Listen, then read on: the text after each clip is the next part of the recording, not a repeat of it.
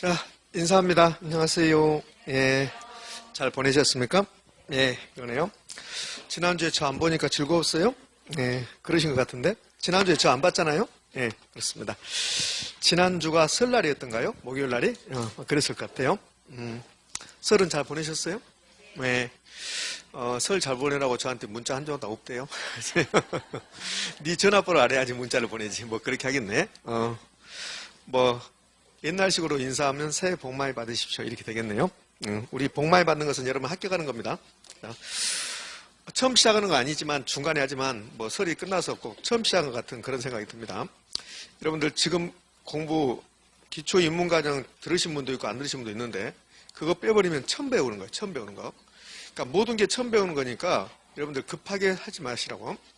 수험생들은 늘 급합니다. 수험생들은 뭔가 빨리 해버리고 싶은 생각이 드는데 빨리 안 된다는 거.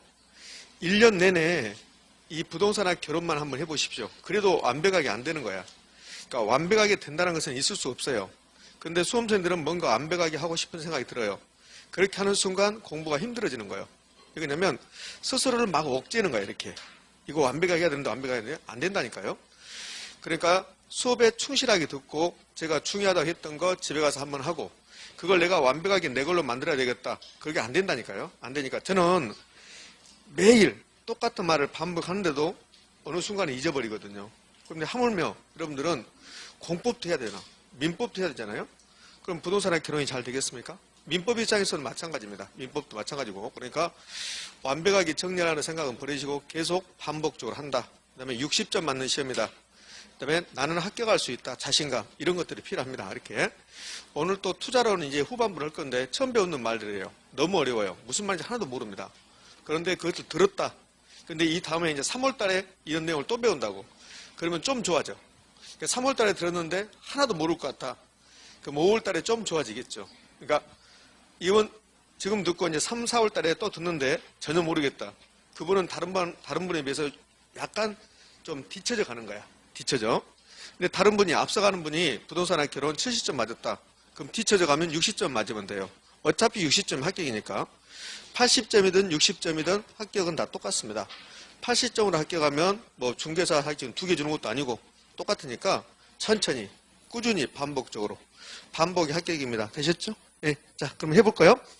혹시 어디 하는 줄 아시는 분? 투자는 한다고? 투자는 하는 줄 알지. 투자는 하는 줄 아는데 어디쯤 하는 겁니까? 어디에 타이틀을 말해보세요. 타이틀. 어디 하는가? 48페이지? 강의 노트를 기준으로 갖는 48쪽입니까? 48쪽 뭐요? 요구 수준을 다 했는데 49쪽?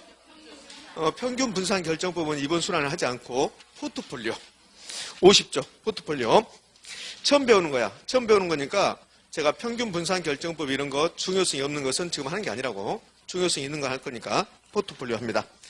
자, 책 강의 노트는 50쪽 책은 280쪽을 표시라고요.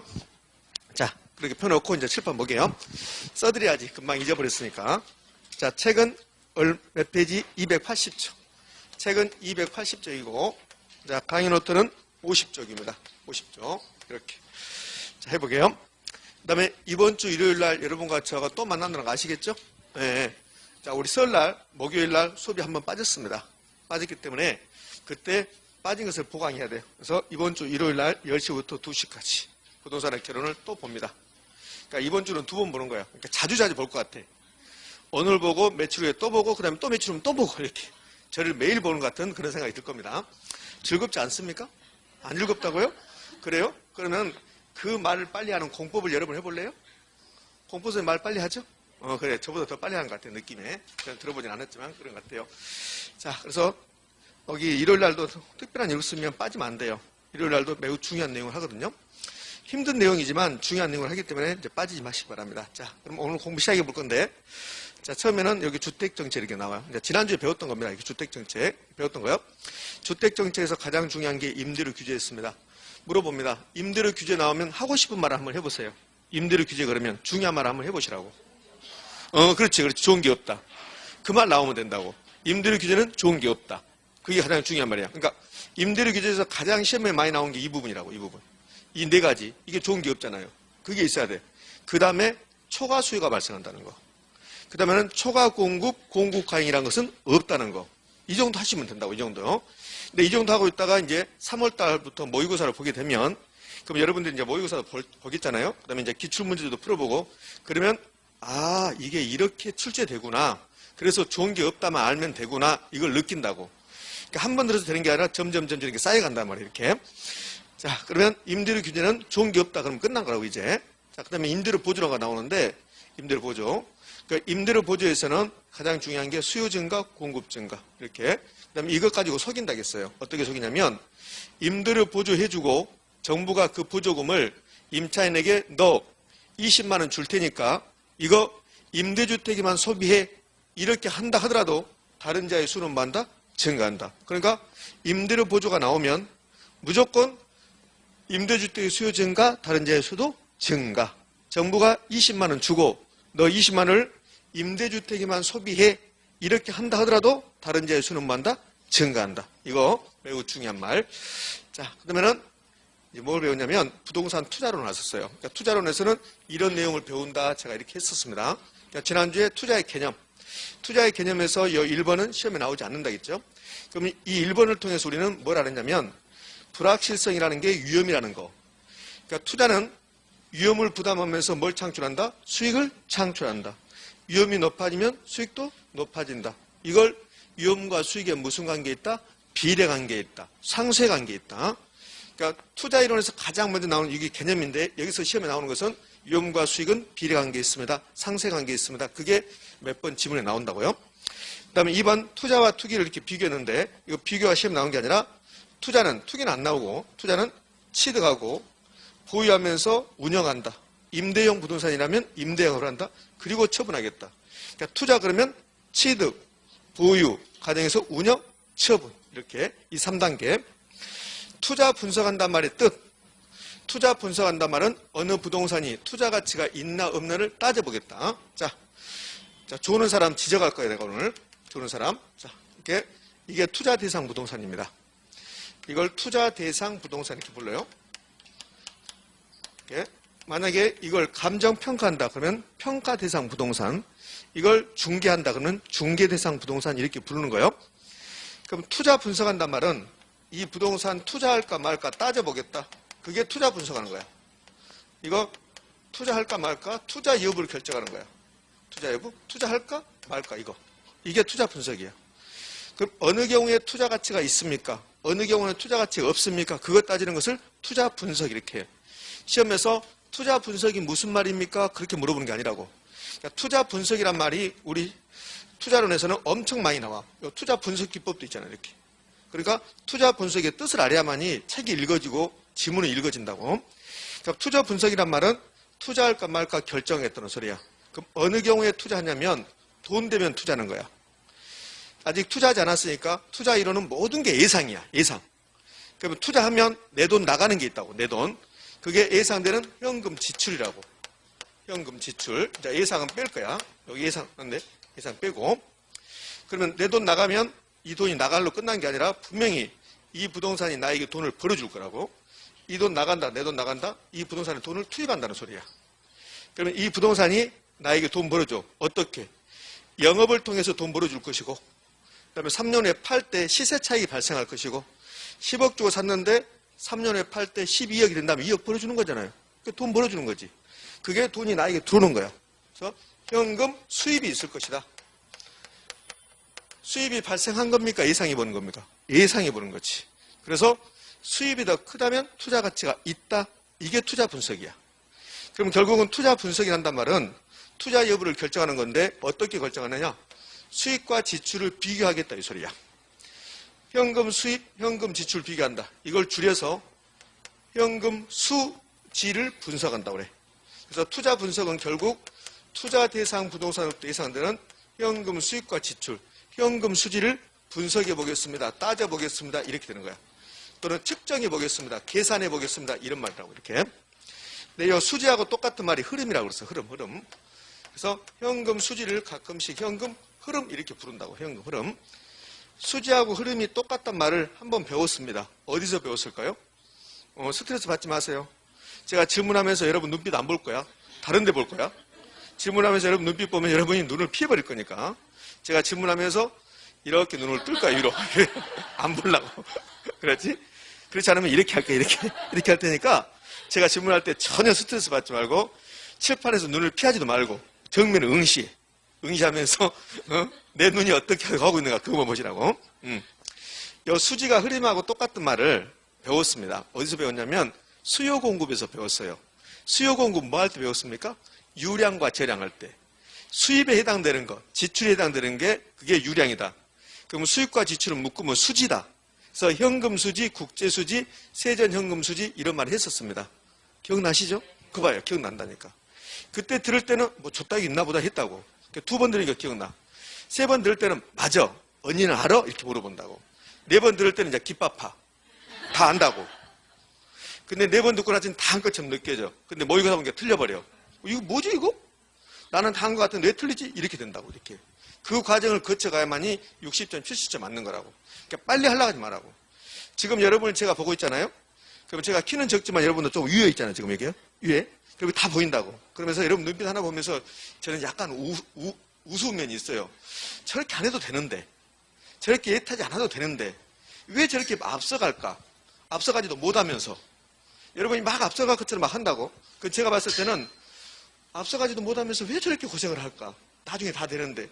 쓰지 말라고 하면 왜 쓸 거 있을까? 그런다고 제가. 근데 하라는 것을 왜 안 하고 하지 말라는 것을 이렇게 하고 있을까? 그렇게 된다고. 그 과정을 거쳐갈 거니까 너무 걱정하지 마시라고 이렇게. 오늘 강의는 약간 철학적인 것 같지 않아요? 그렇습니까? 그러구나. 예? 요즘 제가 유튜브에서 그 철학자 이야기를 계속 듣고 있습니다. 근데 그 말을 계속 듣고 있어서 그분의 말이 형태가 약간 나올 수도 있어요. 그분이 말을 계속 그 철학적으로 질문을 이렇게 던지더라고. 왜 그럴까? 우리는 왜 그럴까요? 왜 그렇습니까? 막 이렇게 하더라고. 아마 그게 좀 이게 사람이 배운다는 게 무서운 것 같아요. 그러니까 무의식적으로 배우는 것 같아요. 그런 것 같은 느낌에. 그때 한번 배웠습니다. 이렇게. 그래서 이 투자이론에서는 현금 흐름이란 말이 많이 나와요. 이렇게 봐봐요. 좀 있으면 이런 거 나온다고. 할인, 현금, 수지, 분석법 이렇게 나온다고. 이런 말이 나온다고. 근데 어떤 책을 보면요. 수지를 흐름으로 써놓는다고. 흐름 이렇게. 이렇게. 그러니까 우리 시험도 할인, 현금, 수지, 분석법 이렇게 출제한 적도 있고 할인, 현금, 흐름 분석법 이렇게 출제한 적도 있고 이렇게. 자, 그러면 결국은 투자 분석한단 말은 현금 수입과 지출을 따져보겠습니다. 그 말이 되는 거야. 자, 여기까지는 이제 여기 지금 현금 수지 따져본다. 투자 분석이 현금 수지 따진다. 이거는 시험에 안 나와. 시험에 안 나오고 그럼 뭐가 나오냐? 이게 나온다 했잖아요. 그러면 좋아. 그럼 현금 수지를 분석해 보자. 현금 수지. 그럼 부동산 투자하면 현금 수지가 어떻게 발생하는가? 이거 4번. 4번은 엄청나게 시험에 잘 나오는 거야. 그러면 부동산 투자한다면 현금 수지, 현금 흐름을 측정해 보자. 근데 부동산에 투자한다면 현금 수지는 부동산에 투자한다면 현금이 들어가고 나간 것을 따져보겠다는 소리야.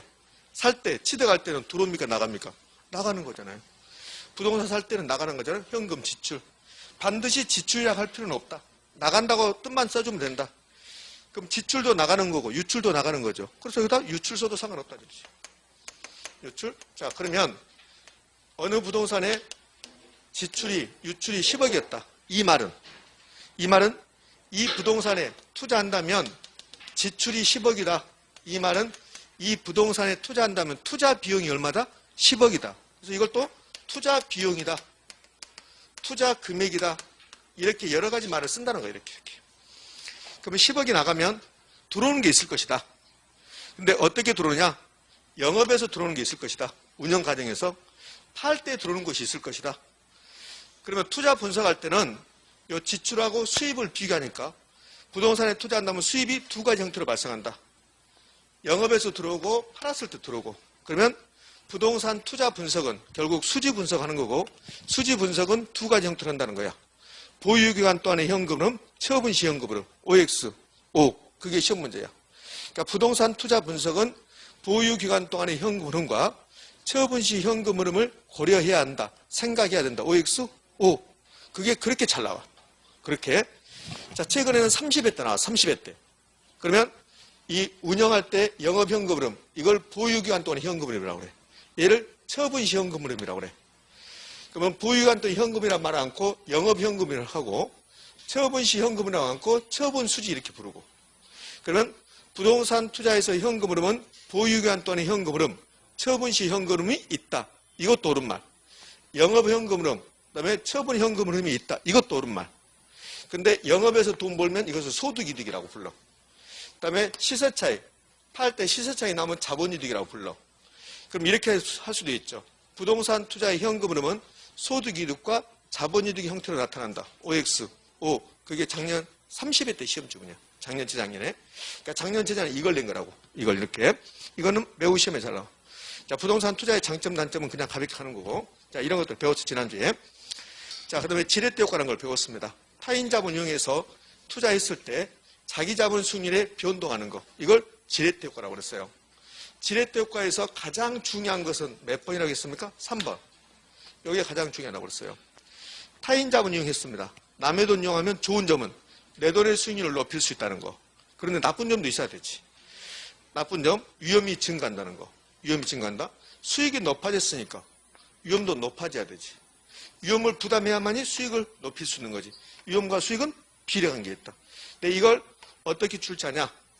타인 자본 이용하면 자기 자본 수익률을 높일 수 있어서 투자 위험은 감소한다. 이렇게 출제한다고. 엄청나게 많이 출제했지. 한 7, 8번 출제했죠. 이렇게.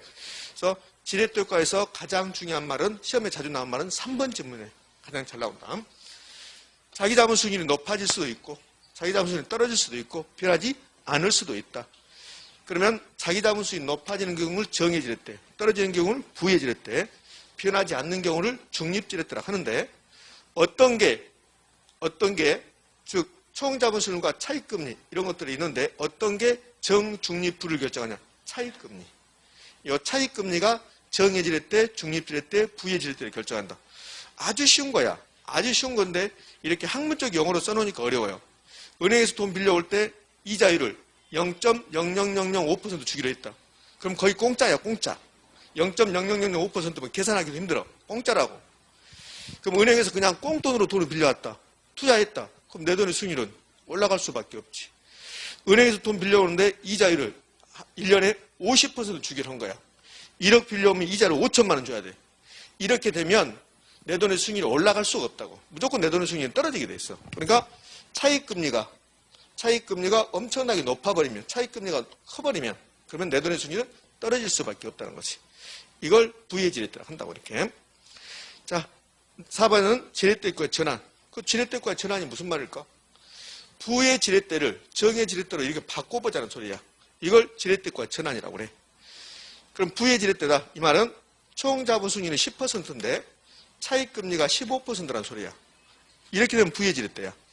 근데 이걸 정의 지렛대로 바꾸고 싶다. 그럼 정의 지렛대가 되려면 총 자본율이 10%일 때 차익금리가 총 자본수익률보다 낮으면 돼. 낮으면 그러면 차익금리가 9.999%가 됐다. 이렇게 되면 정의 지렛대, 부의 지렛대, 정의 지렛대. 결국은 부의 지렛대를 정의 지렛대로 바꾸려면 이 차익금리를 낮추면 돼. 차익금리를 10%로 밑으로 낮춰버리면 정의 부가 되는 거야. 그래서 4번 지렛대과 전환은 부의 지렛대를 정의 지렛대로 바꿔버린다. 그러면 어떻게 해라? 차익금리를 낮추면 정의 지렛대로 전환된다. 속일 때 2번 가지고 속이는 거야. 부채 비율을 낮추면 정의 지렛대로 전환된다. 그러면 X라고. 오로지 차익금리가 지렛대과가 정이냐 부냐 중립이냐를 결정하는 것은 부채 비율이 아니라고. 뭐가 결정한다? 차익금리가 결정한다. 차익금리가. 그러니까 차익금리에 따라서 정중립부가 결정되는 거야. 정중립부가. 의미 아셨죠? 그렇죠? 이렇게. 자, 이게 지렛대과에서 배운 내용입니다. 2주제를 배운 겁니다. 그 다음에 이제 유형 배웠습니다. 유형은 불확실성. 표준편차와 분산이란 말이 나와. 표준편차와 분산이란 말이 나오면 그것은 위험을 뜻하는 거예요. 표준편차와 분산이 나오면. 그러니까 여기 위험의 개념이 불확실성, 기대수익률의 변동 가능성. 위험이란 불확실성, 기대수익률의 변동 가능성 막 10번을 써. 그거 공부 잘못한 거야. 안 나온다고. 봐요? 위험이 불확실성이다. 위험이 기대수익률의 변동 가능성이다. 그 지문은 안 나오는 거야. 선생님 나오면 어떻게? 아직 손목이 남아있다. 손목을 건다. 안 나온다니까. 근데 개념이 그런 거니까 써놨을 뿐이지 안 나온다고. 그러니까 그걸 공부하면 안 된다는 소리야. 안 된다. 그럼 뭐, 요 표준편차하고 분산으로 나오면 책에 표준 편차와 분산이란 말이 많이 나온다고. 그럼 도대체 뭐야 이게? 그러면 안 된다고. 아, 이것은 위험을 뜻하구나 한다고. 표준 편차와 분산 위험을 뜻하는데 통계학에서 표준 편차와 분산이란 말을 가지고 불확실성을 표시하는 거야. 그러면 표준 편차가 5다, 표준 편차가 6이다 이렇게 한다고. 그럼 표준 편차가 5보다는 6이 위험이 더 크다는 소리야. 이제 표준 편차와 분산이 같은 말이 된다고 이게. 엄밀하게 같지 않지만 같은 의미가 된다고 이렇게. 그러니까 표준 편차가 크면 분산도 크게 되있다고. 그러니까 위험을 뜻하는 거야. 위험을. 그럼 분산이란 말이 나오면 우리는 뭘 뜻한다? 위험을 뜻한다. 이거 봐볼래요? 이런 게 나온다고 이런 게. 봐요. 자 보자고요. 이제 이런 게 나와. 봐요. 분산 이렇게 나왔어. 분산 이렇게. 이렇게. 이게 뭘 뜻한다? 위험이다 이 말이야. 위험이다 이렇게. 자 그렇게. 그러니까 위험의 뜻은 불확실성, 그다음에 기대순위의 변동 가능성인데 이게 중요한 게 아니라 표준 편차와 분산 이렇게 표시한다는 거. 표준 편차와 분산이 나오면 그것은 위험을 뜻한다는 거. 이렇게. 부동산 투자 위험의 유형에서 뭐 사업상 위험이 있고, 그다음에 금융적 위험은 남의 돈 빌려서 투자했는데 원리금을 상환하지 못할 위험. 이걸 금융적 위험이라고 한다. 금융적 위험이 가장 시험에 잘 나와. 그러니까 지금 우리가 위험의 개념 배웠고 위험의 종류, 부동산 투자의 위험의 유형 배우고 있는데 이 위험의 유형이 단독 문제는 나오지 않아. 어쩌다 한 번씩 지문 나오는데 그 중에서도 압도적으로 잘 나오는 게 금융적 위험이야. 금융적 위험은 남의 돈 빌려왔을 때만 나타나는 거야. 타인 자본 이용해서 투자했는데 원리금을 상환하지 못할 채무 불행 이유. 차입자가 돈을 못 갚는 거. 그걸 금융적 위험이라고 한다고. 자, 그러면 금융적 위험을 내가 없애버리고 싶어. 그럼 돈 안 빌려오면 되지. 전액 자기 자본이라. 그럼 타인 자본은 없다. 그럼 금융적 위험은 없다는 거지. 이제 이 지문을 잘 내는 거야, 이 지문을. 유동성 위험은 부동산을 팔라고 내놓으면 잘 안 팔려. 그래서 원하는 시기에, 내가 원하는 시기에 현금화가 안 된다는 거야. 나 지금 팔고 싶은데 안 팔린다는 소리야. 원하는 시기에 현금하지 못할 위험. 이걸 유동성 위험이라고 해요. 또 다른 말은 10억짜리 부동산을 팔라고 내놨는데 안 팔리니까 지금 급해 죽겠어. 돈을 빨리 현금을 확보해야 돼. 최소한 현금이 7억은 있어야 돼. 7억은. 근데 아무것도 없고 지금 아파트 하나 가지고 있는데 10억 정도 한대. 팔라고 내니까 안 팔려. 급해 죽겠어. 그 9억에 내도 안 팔려. 8억에도 안 팔려. 그래서 어쩔 수 없이 7억에 판 거야. 그러면 이걸 아파트를 사지 않고 은행에다 예금했다고 생각해봐. 10억을. 그러면 은행에 예금했으면 바로 10억 되는 거라고. 근데 부동산에 투자했더니 부동산은 환금성이 낮기 때문에 팔 때 원하는 시기에 팔지도 않고 또 원하는 시기에 판다 하더라도 싸게 팔 수밖에 없다는 거지. 10억에 내놓은 게 안 팔리는 거야. 중개업소에서 사장님 10억에는 도저히 살 사람이 없는데요. 그럼 어느 정도 될 것 같은데요. 7억에는 지금 살 사람이 있는데요. 어쩔 수 없이 7억에 판다는 거지. 현금화 과정에서. 그러면 현금화 과정에서 시장 가치가 10억인데 7억에 판다는 거지. 얼마 손실을 봤어요? 3억. 그것을 유동성 위험을 한단 말이지. 이렇게. 자, 위험 처리 방법이 있습니다. 이런 위험이 있으면 어떻게 하겠습니까? 기하요상 그랬어요. 예, 위험 처리 방법이 6가지가 제시됐어. 위험한 투자를 제외시키는 방법, 보수 예측 방법, 위험 조정 할인율을 사용하는 방법, 그 다음에 민감도 분석, 평균 분산 결정법, 포트폴리오 구성. 그럼 이 부분이 위험에서는 가장 중요한 거야. 그러면 시험은 어떤 식으로 출제하냐면 여러분에게 가장 편하게 출제하려면 이렇게 출제해요. 자, 잡아요. 타이틀만 가지고 출제해. 타이틀만 가지고. 그러면 타이틀이 6개 나왔잖아. 6개. 어떻게? 위험한 투자를 제외시키는 방법. 보수 예측 방법. 요 밑에는 내용이고. 그 다음에 위험 조정 할인율을 사용하는 방법. 그 다음에는요. 민감도 분석, 평균 분산 결정법, 포트폴리오 구성 이렇게. 그럼 이렇게 출제한단 말이에요. 봐요. 민감도 분석으로, 평균 분산 결정법으로 포트폴리오 구성해서 위험을 처리할 수 있다. OX? 오. 아, 미안해요. 허공을 보고 한다겠는데? 요 타이틀만. 요 지금 타이틀이 봐봐요. 위험 처리 방법에 하나, 둘, 셋, 넷, 다섯, 6개 있다잖아요. 그럼 이 타이틀만 가지고 출제하다니까? 봐봐요. 민감도 분석으로, 평균 분산 결정법으로 포트폴리오 구성해서 위험을 처리할 수 있다. 가장 쉽게 낸 게 그렇게 내는 거라고. 그렇게 가장 쉽게 낼게.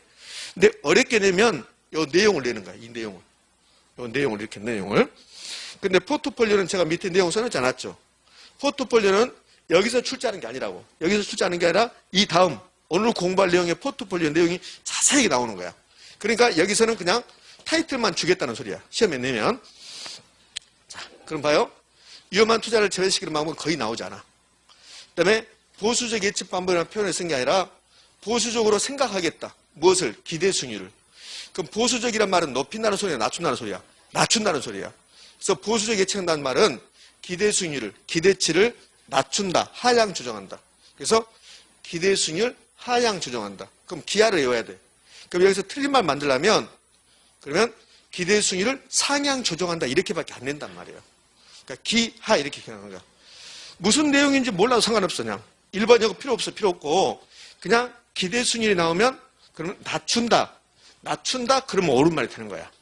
근데 기대 수익률을 높인다 그러면 틀린 점이 되는 거라고 이렇게. 그다음에 위험 조정 할인율을 사용하는 방법이 요 위험 조정 할인율이라는 게 요구 수익률이야. 요구 수익률.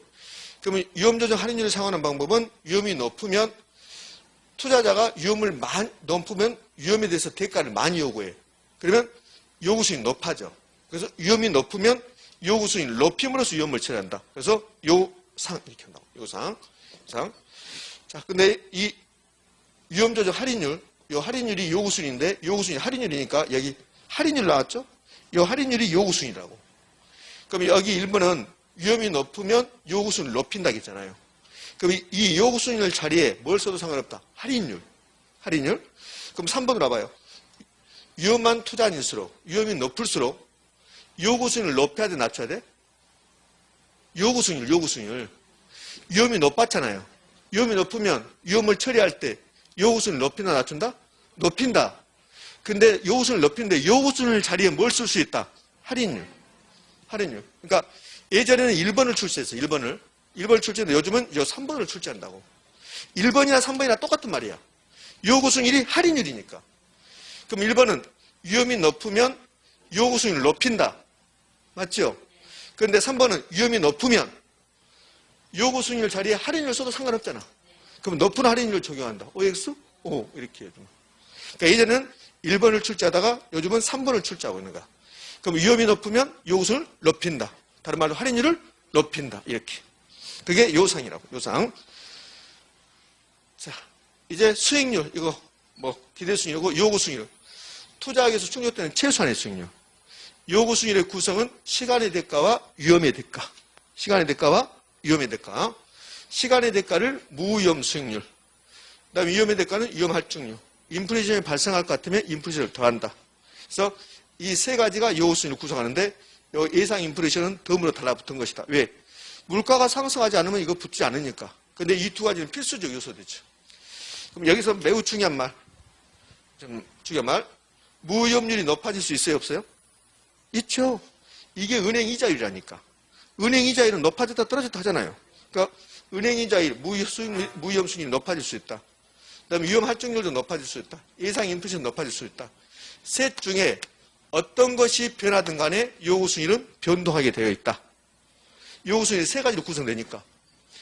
그러면 무위험률이 높아지면 당연히 요구 수익률이 높아진다. 위험 할증이 높아지면 당연히 요구 수익률이 높아진다. 위험 할증이 높아졌다. 요구 수익률이 높아진다. 아까 봤잖아요. 자, 여기서 본 거야. 그래서 위험이 높아졌다. 위험 할증이 높아진다. 요구 수익률도 높아진다. 아까 다 봤던 거예요. 근데 거기가 똑같은 말인가? 똑같은 말이지. 무효. 똑같은 말이지. 이게. 그러니까 계속 같은 말을 반복하는 거야, 사실은. 그러면 무위험률이 높아지면 요구 수익률이 높아진다. OX? O. 이걸 계속 내는 거라고. 그래서 이렇게 되잖아요. 무위험률과 요구 수익률은 비례관계에 있다. OX? O. 높아지면 높아지지. 이렇게. 무위험률의 상승은 요구 수익률을 하락시킨다. OX? X. 상승시킨다. 이렇게. 자, 이거 또 있네요. 위험이 높으면 위험 할증이 높아져서 요구 수익이 높아진다. 이렇게. 기대 수익률과 요구 수익률을 가지고 투자 여부를 결정하는데 기대 수익률이 요구 수익률보다 크면 투자하겠다. 이거 하나만 기억하라겠죠. 밑에 그걸 할 필요 없이. 기대 수익률이 더 크면 투자 가치가 있다. 같을 때도 투자 가치가 있다. 이렇게. 자, 이제 포트폴리오 이제 오늘 배울 내용입니다. 지금까지는 30분 동안 복습했습니다. 한 주 건너뛰었으니까. 이렇게. 자, 그럼 포트폴리오 공부하는데 칠판을 보시라고요. 지금 오신 분들 있으니까 책은 280페이지. 그 다음에는 강의 노트는 50쪽. 책은 280페이지. 강의 노트는 50쪽. 자, 펴시자고 이렇게. 그리고 이제 칠판 주목해봐요. 책 봐도 무슨 말인지 하나도 모릅니다, 여러분들.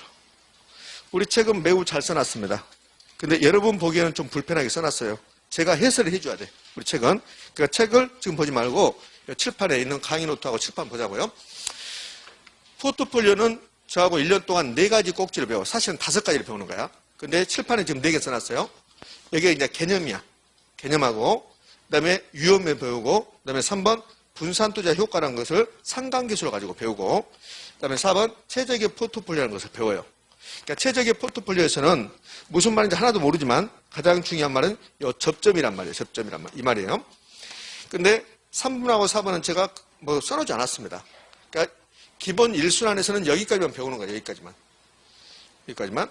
그러니까 포트폴리오에서는 계산 문제까지 포함해서 5가지 배운다고. 계산 문제는 포트폴리오 기대수익을 계산하십시오. 이게 있다고. 5가지 배우는데 처음 배울 때는 1번, 2번만 배우는 거야. 그럼 선생님 어디에서 시험은 잘 나옵니까? 시험은 잘 나옵니까? 딱 절반씩 나와. 절반씩. 그러니까 이 개념하고 그다음에 위험에 대해서 이 부분 1번, 2번에서 50% 나오면 3번, 4번에서 50% 나온다. 이렇게 하시면 돼. 그러니까 3번, 4번은 이 다음 과정 해야 돼. 선생님 오늘 알고 싶어요. 그러지 마. 오늘 알고 싶으면 다 잊어버리니까 그러니까 1번, 2번만 오늘 하시면 된다고. 그 다음에 이제 3, 4월 과정 할 때는 1번, 2번 하고 나서 빨리 하고 나서 3, 4번 하는 거야. 1번, 2번은 할 게 없어 별로. 그러니까 3, 4월 과정에서는 아 맞다 그렇게 된다고 이렇게 빨리 가도 되고 3, 4월 과정은 이제 이 과정 할 거라고. 자 그럼 포트폴리오가 뭔가 개념부터 갈 건데요. 포트폴리오에서 그동안 딱 절반이 답이 뭐가 절반이 답이었냐면 체계적 위험이 감소한다. 이게 답이에요. 그러니까 체계적 위험 감소란 말은 없어. 근데 시험은 체계적 위험을 감소시킨다 이렇게 낸다고 봐요. 다음은 포트폴리오 관한 설명이다. 틀린 거 고르세요 그런다고. 31회 때 작년에는 포트폴리오 안 내고 30회 때는 포트폴리오 냈다고. 그러니까 30회 때 시험도 부동산의 결혼은 만만치 않았다고. 작년에도 만만치 않았고. 30회 때 만만치 않았는데 봐요. 무슨 말인지 지금 여러분 하나도 모릅니다. 포트폴리오가 시험에 10번 나왔다. 그럼 딱 절반이 5번이 이게 답이야. 체계적 위험 감소 이게 답이라고. 그러면 X야. 여러분 무슨 말인지 모르지만 체계적 위험 감소란 말은 없다고. 그러면 비체계적 위험의 감소, 이 비체계적 위험 감소시키는 게 포트폴리오라고. 그러니까 체계적 위험 감소 그러면 X. 그러니까 30회 때 포트폴리오에 관한 설명으로 틀린 거 그랬다고. 그래서 1번 지문에 뭐라고 나왔냐면 포트폴리오 구성을 하여 체계적 위험을 감소시킬 수 있다. 이렇게 냈다고. 뭡니까? X입니까? X. 이렇게 한다고. 그러니까 포트폴리오에서 가장 중요한 말은 체계적 위험 감소 그러면 X가 된다는 거. 이게 가장 중요한 말이야. 자, 그럼 이제 설명해 볼 건데 이 포트폴리오는 미국 말이고 사실은 포트폴리오는 부동산학 이론이 아닙니다. 주식 이론이야. 주식 이론. 내가 10억을 가지고 주식을 투자할 때 A라는 회사의 주식을 사는 게 아니라 그것만 사는 게 아니라 A 회사 주식도 사고 B 회사도 사고 C 회사도 사고 이렇게 하겠다는 게 포트폴리오야. 그럼 포트폴리오는 미국 말이고 영어고 우리말로 하면 분산투자예요. 분산투자. 그럼 분산투자의 반대가 뭘까요? 집중투자. 집중투자라고. 그러니까 집중투자가 하나의 자산에만 사겠다는 소리야.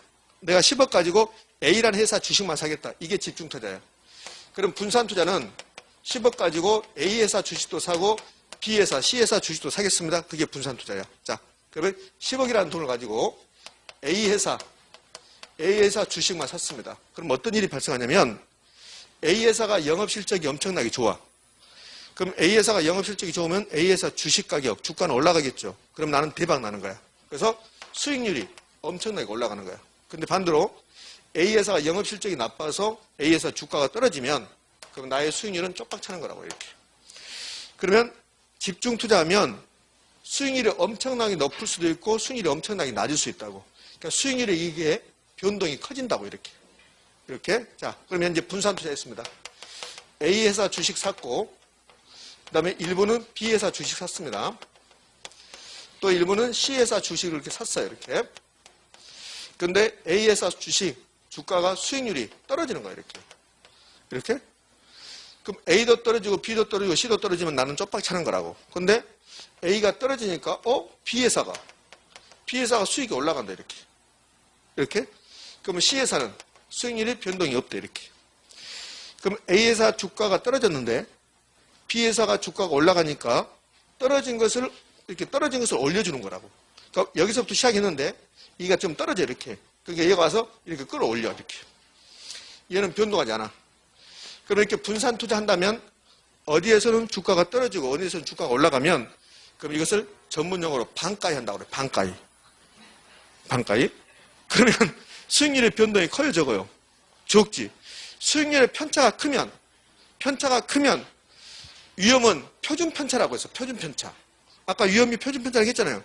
그 편차가 크면 위험이 큰 거라고. 불확실성이 커진 거라고. 그러면 집중 투자하면 이렇게 수익률의 편차가 커지는 거야. 그런데 분산 투자한다면 이게 떨어진 것을 끌어올리니까 여기에 수익률의 편차가 크지 않는다고.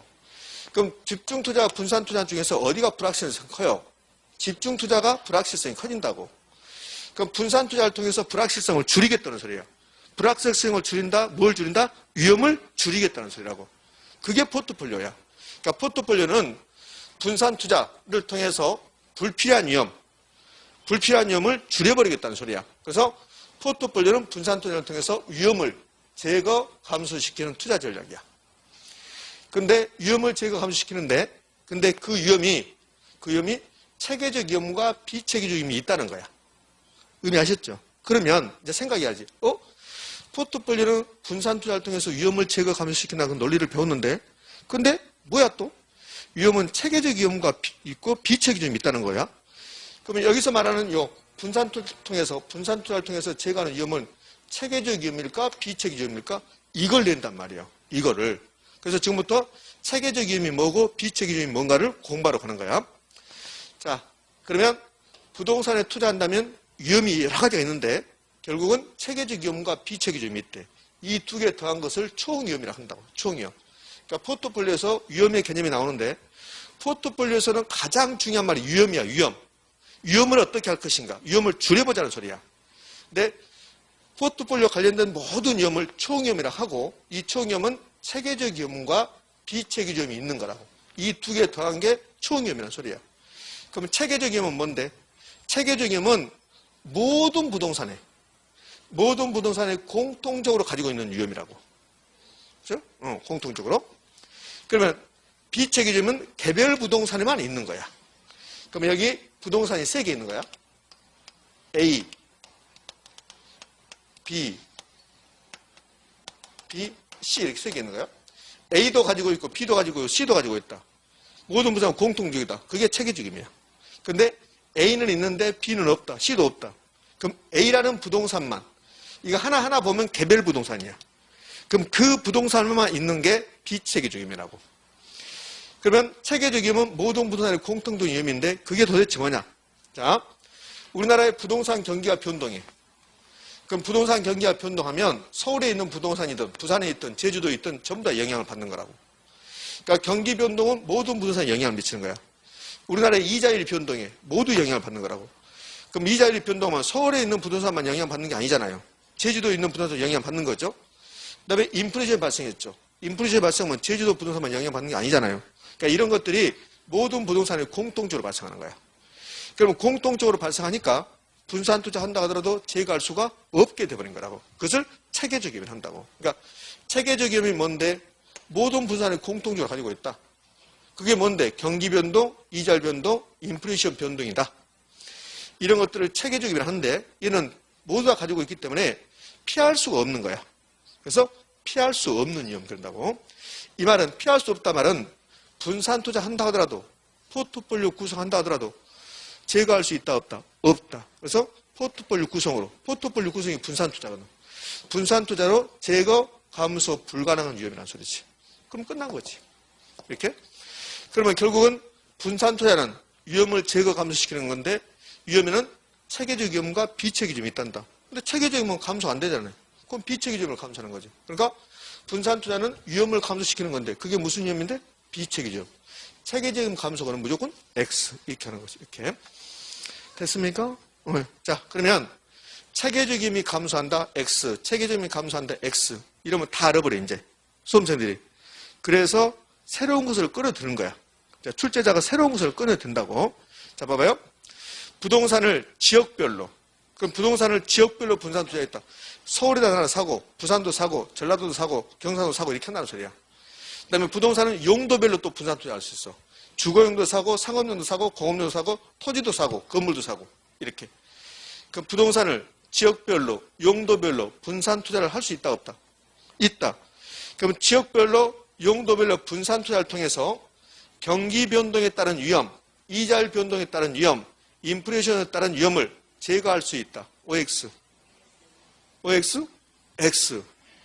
이게 체계적 위험이라는 소리야. 이게. 그러니까 체계적 위험을 감소시킨다. 그러면 다 맞추니까 이제 그 말을 안 주고 이걸 끌어들인다고. 이게 체계적 위험이라니까, 이게. 그럼 경기 변동, 이자율 변동, 인플레 위험은 제거할 수 있다, 없다?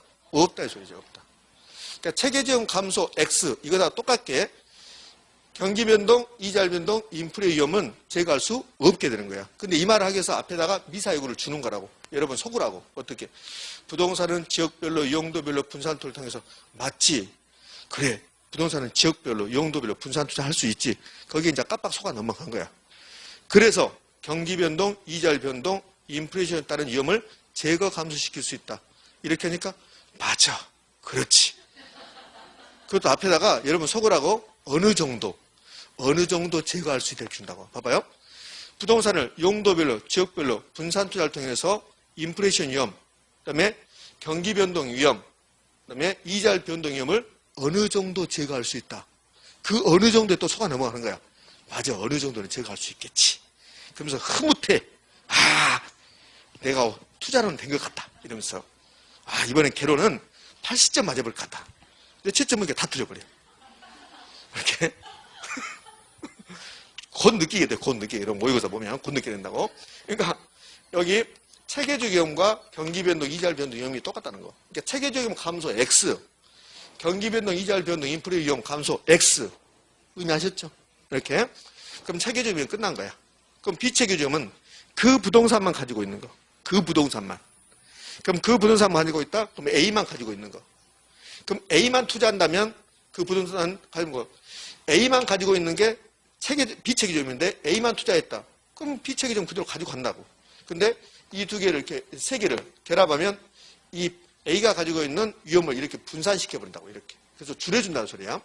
그래서 비체계적은 개별 부동산의 고유한 위험인데 그게 뭔데? 뭐 경기 변동, 아니 영업 경비 변동, 근로자의 파업, 소송 등 이런 건 별로 중요성 있는 게 아니에요. 그러니까 이게 무슨 말이냐면 이거 소송 걸렸다. 그러면 소송이 체계적 위험이 되려면 우리나라 모든 부동산이 다 소송 걸려 있어야 돼. 소송. 그렇진 않다는 거지. A 부동산은 옆에 있는 부동산하고 토지 경계 가지고, 토지 경계가 어디까지냐 가지고 소송 붙을 수 있어요. 이제 B 부동산은 경영하는 사람이 방만하게 영업 경비를 많이 쓸 수 있다고요. 근데 C는 그렇지 않을 수 있잖아요. 그러니까 여기 있는 것들은 모든 부동산에 이런 일이 있는 것은 아니란 말이지. 근데 여기 위에 있는 것은 모든 부동산에서 이런 일이 있다는 소리예요. 이렇게. 그래서 비체계점은 영업경비 변동, 근로자의 파업, 소송 등인데 이건 외울 필요 없어요. 그러나 이건 외우셔야 돼. 경기 변동, 이자율 변동, 인플레 위험. 이건 외우셔야 된다고. 외우셔야 되고 이 밑에는 외울 필요 없다고. 그럼 비체계점은 분산 투자를 통해서 피할 수 있다 없다? 있다. 제거, 감소 가능한 위험입니다. 그럼 결국은 포트폴리오 분산 투자를 통해서 제거할 수 있는 위험은 체계적인 비체계점, 비체계점. 체계적 위험 감소 그러면 무조건 X 이렇게 되는 거예요. 자, 그럼 이제 포트폴리오에서 중요한 내용은 다 끝냈습니다. 지금. 물론 이 두 개는 이제 안 했지만 지금 안 했지만 자 그러면 이제 정리를 해볼까요? 포트폴리오에서 절대로 안 나와서는 안 되는 말 체계적 위험 감소 그럼 무조건 X야. X. 이제 잘 생각하셔야 돼요. 좋아. 자 이것 가지고 또 싸워 저하고 여러분이 또 이해를 안 하려고 막 노력하셔. 자 체계적 위험 감소 X는 여기까지 좋아. 근데 여기서 한 단계로 이제 나갈 거야. 앞으로 한 단계. 계속 체계적 위험 X, 감소 X 이것만 할 수는 없으니까. 그러면 부동산에 투자한다면 총 위험이라는 게 있었어. 이렇게. 전체 위험이 총 위험이야. 이 총 위험은 두 가지로 구성되지. 하나는 체계적 위험이 있고 여기에 비체계적 위험. 이게 더하는 거야. 이렇게.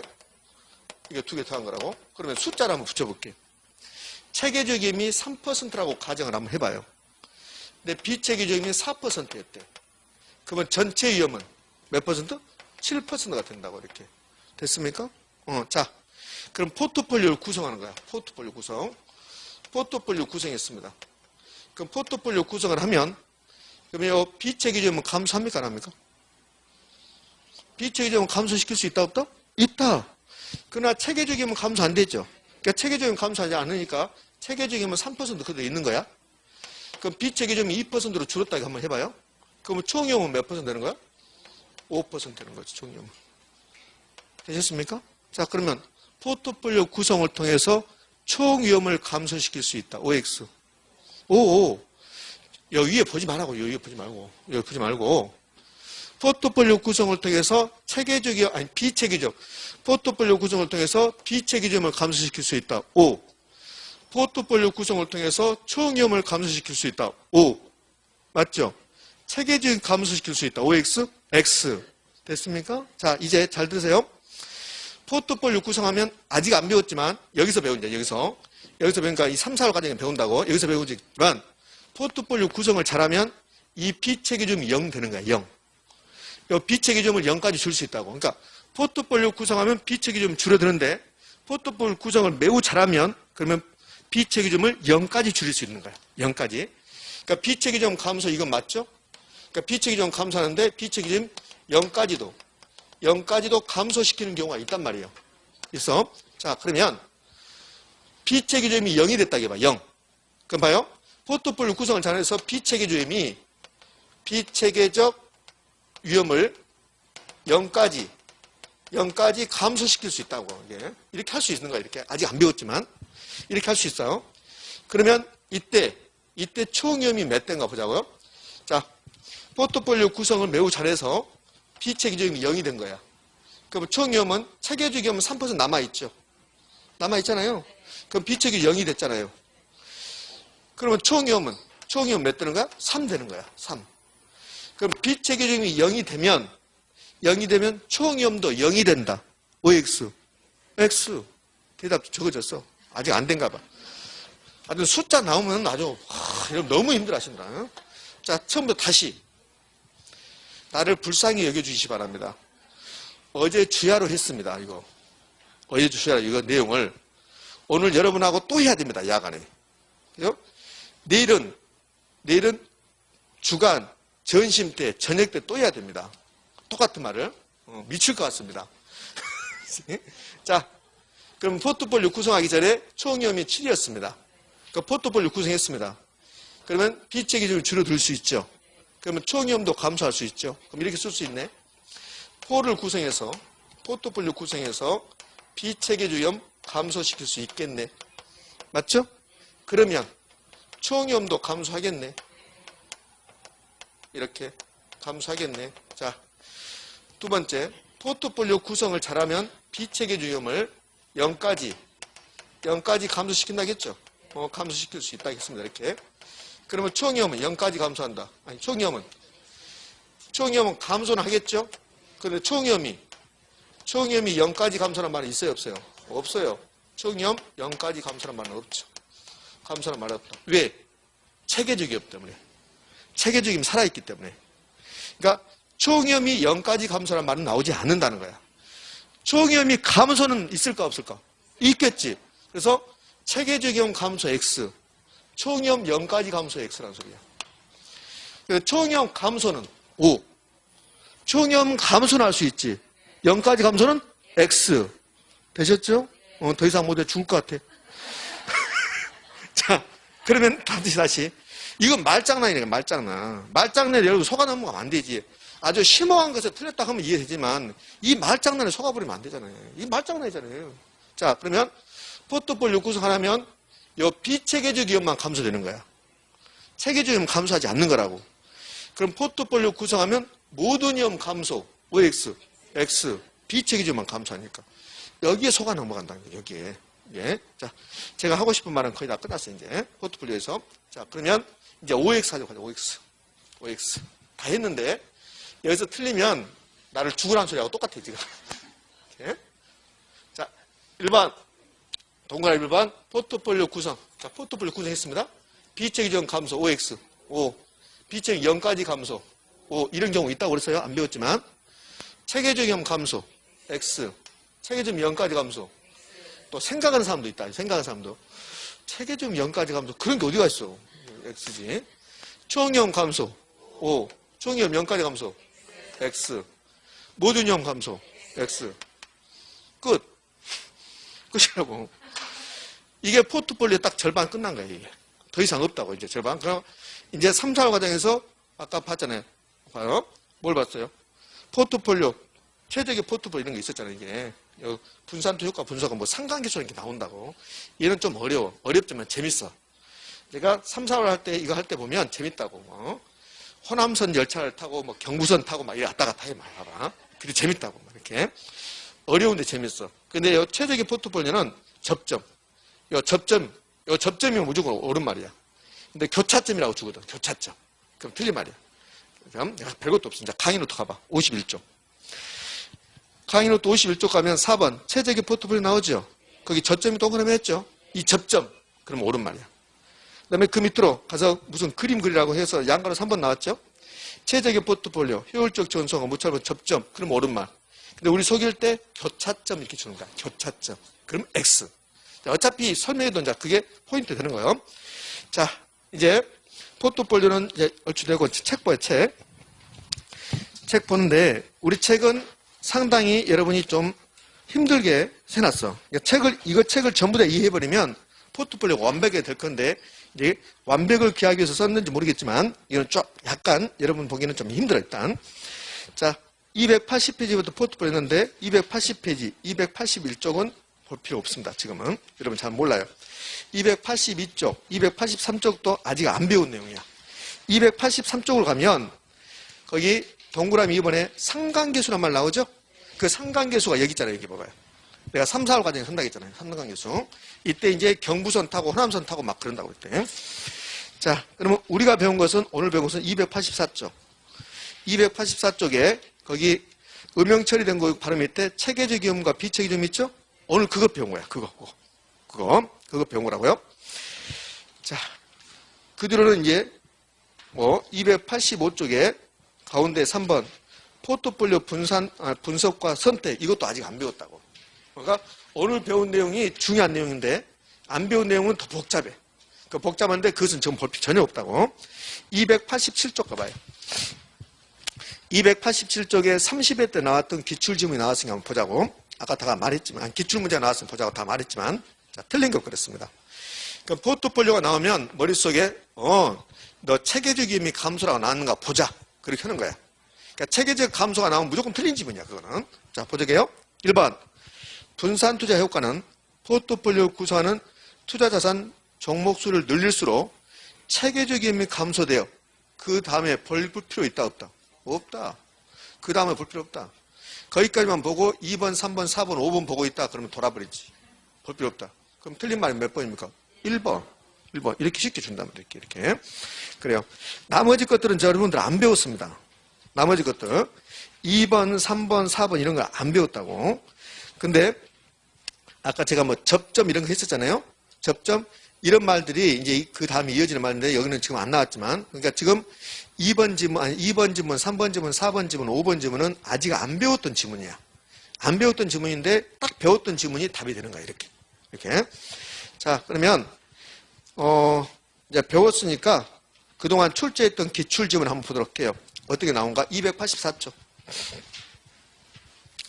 284쪽을 보면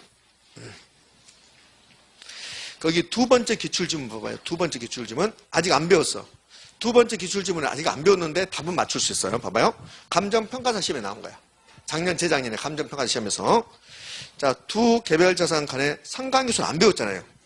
상관계수가 마이너스 이런 경우는 체계적 위험을 완전히 제거할 수 있다. OX, X. 체계적 위험 감소란 말은 없다니까. 그렇잖아요. 그거 틀렸지, 이렇게. 그럼 이걸 옳은 말 고치려면 어떻게 해야 될 것 같아요? 그렇지. 비체계적 위험. 비체계적 위험을 완전히 제거할 수 있다. 이렇게 한다고. 이렇게. 아직 안 배웠지만, 이렇게. 그러니까, 그 평가사 시험의 기출지문은 모르지만, 안 배웠지만 우리가 맞출 수 있잖아요. 체계적 위험 감소란 말은 없으니까. 자, 그 밑으로 갑니다. 세 번째 질문. 포트폴리오에 편입되는 투자 자산 수를 늘릴수록 체계적 위험이 줄여 나갈 수 있으며 볼 필요 있습니까? 없습니까? 없죠. 틀렸잖아요. 틀렸지. 그러면 평가사 시험에서도 체계적 위험이 감소라고 나오고 우리 시험에서도 체계적 위험 감소라고 나오고 그 밑 또 볼까요? 금방 읽었던 것이 26회 때, 그 밑에는 27회 때 개별 부동산 특성으로 인한 체계적 위험은 포트폴리오를 통해 제거할 수 있다. OX, X. 26회 때, 27회 때 연속적으로 체계적 위험 감소라고 내고 있잖아요. 그럼 다 틀린 모양이지. 이렇게. 자, 별것도 없다는 거예요. 예? 자, 그 다음에 마지막에 있는 거. 개별 부동산 특성으로 인한 비체계적임은 포트폴리오 구성을 통해 감소될 수 있다. OX? O. 이렇게. 아무것도 아니다. 예? 자, 됐습니다. 됐어요? 자, 여기까지 하고 저와 함께 10분만 쉬었다가 이제 이 다음 주제로 갈 겁니다. 이 다음 주제. 됐습니까? 예. 자, 쉬었답니다.